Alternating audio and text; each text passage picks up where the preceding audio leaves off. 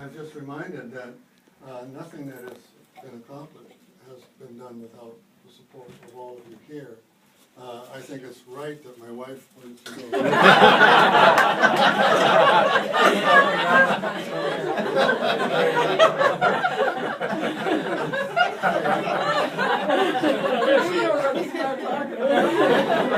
The mayor is absolutely right that none of this would have been possible without her steadfast support every step of the way. And I can't tell you how much that meant to me.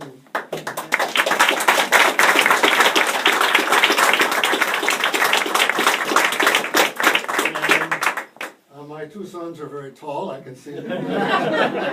They came here as soon as they heard about this, and it was a big surprise to me when I heard about it. They just said, we'll be there, and and their girlfriends with them. So it's so wonderful to see each and every one of you who have been with us through so many iterations of this Fells Reservation campaign. And I say campaign because when I first moved to Medford and found the Fells, I called it the Medford Woods. I didn't know what it was. And at that time, I was half the age that I am now. So that was a long time ago. And I came to have a curiosity about what it was. Why is it that this place, this wild place, is here? And we just loved it. We were so happy. And I know that Dr. Hamlin had the same experience. He moved to Medford and he looks up and there's this big wild place with, glacial carved out valleys and flowers and animals. And so once we began to understand that what we grew to love had some problems with it and some challenges, I became aware of the Friends of the Fells, and Hugh Hawley was the president then. So the foundation upon which we have been able to make progress, we owe to Hugh Hawley and the prior Friends of the Fells, because he was the one that recruited me. Here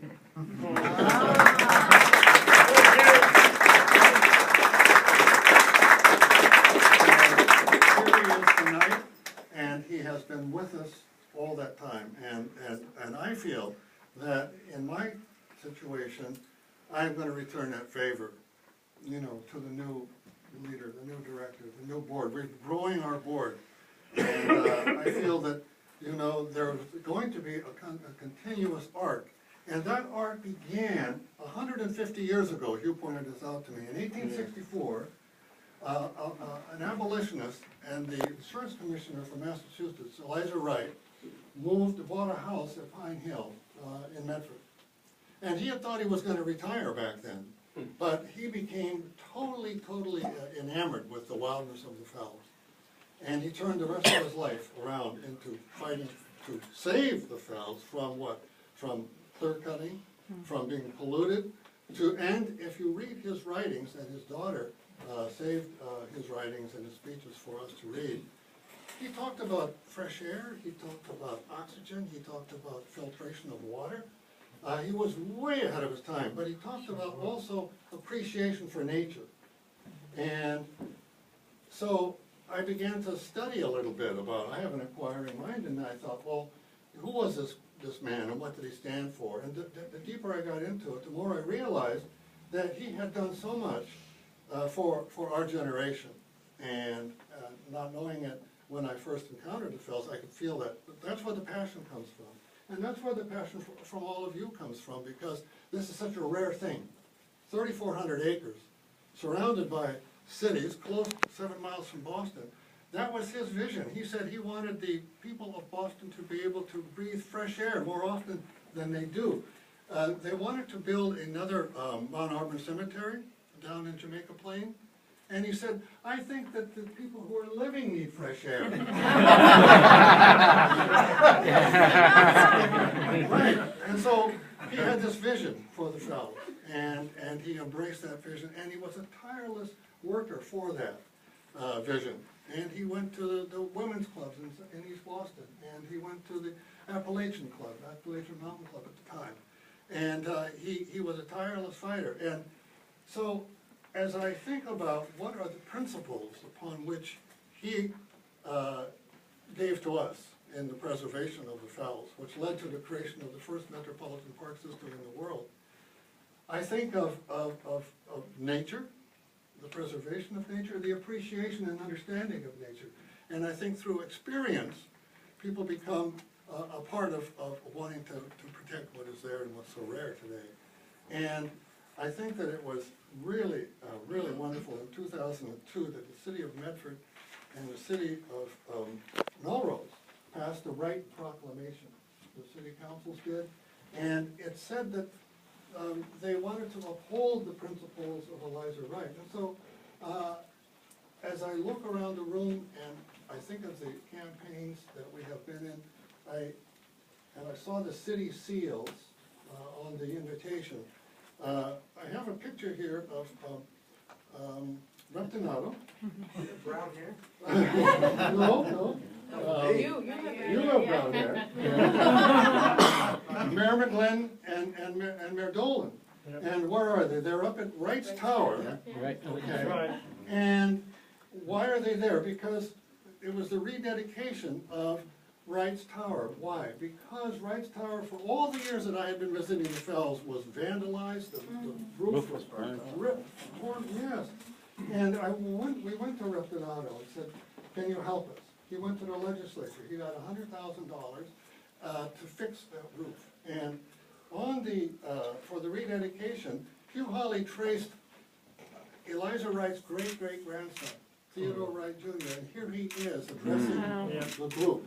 And in this picture, you see the mayor in Reptonado at this event. And every time we've asked for political support, it's been there. And so I think that what would be important for going forward would be, I would call it the right principles. And so the right principles would be nature, the preservation of nature, the appreciation of nature.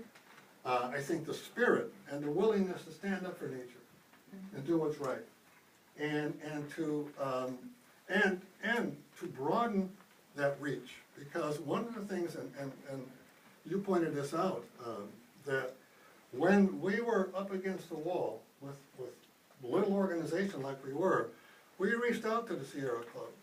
Our parkways were in danger of being taken over by the Mass Highway Department. We reached out to the Environmental League, to Audubon Society, and they were there for us. And so during these letter writing campaigns, I was reading one the other day, the secretary said, I have received 3,000 comment letters on this proposal. 3,000! And you know what, we used to, in those days at MIPA, the head of MIPA down there would say, oh, everything's thrashed. You know, I don't think there's been one campaign for environmental protection in the Commonwealth that has garnered more citizen support. And so what does that say? That says that the Fells itself is the treasure, and people recognize it. And I really, people ask me, well, what about the future? I think the future is very bright for the Friends of the Fells. Brian Hamlin has chaired the search committee. They have found good candidates. We are launching tonight a fundraising drive that is unprecedented in the Friends of the Fells history. For every dollar that is given, three will be generated because of a match by a very generous donor.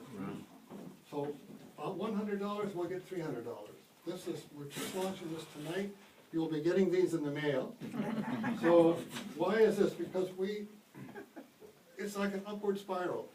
The more that we do, the more that our youth activities, programming, we had Forest Kindergarten program this summer. Our Babes in the Woods program is ever popular.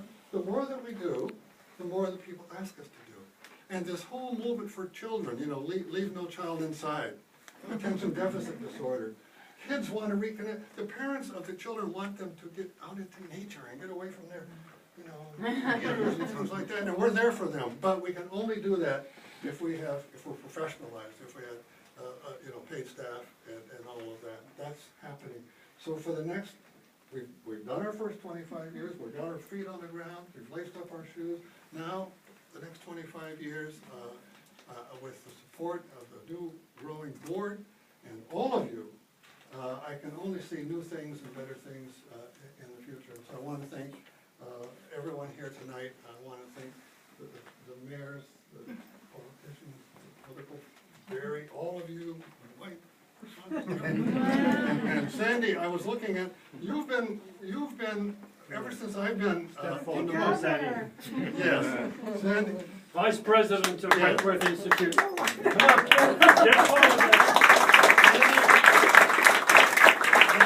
As long as I've been executive the president, she has been right there with me all the time. Yep. And in this process, she has stepped forward to help lead this transition. Dr. Hamlin is going to work with the new executive director until he or she has her or his feet on the ground. So I really think that, and what am I going to do? I'm going to be more out in the fells with my camera. Hey. Yeah, that's right. So I'm not going to go anywhere.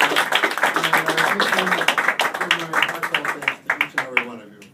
Thank you.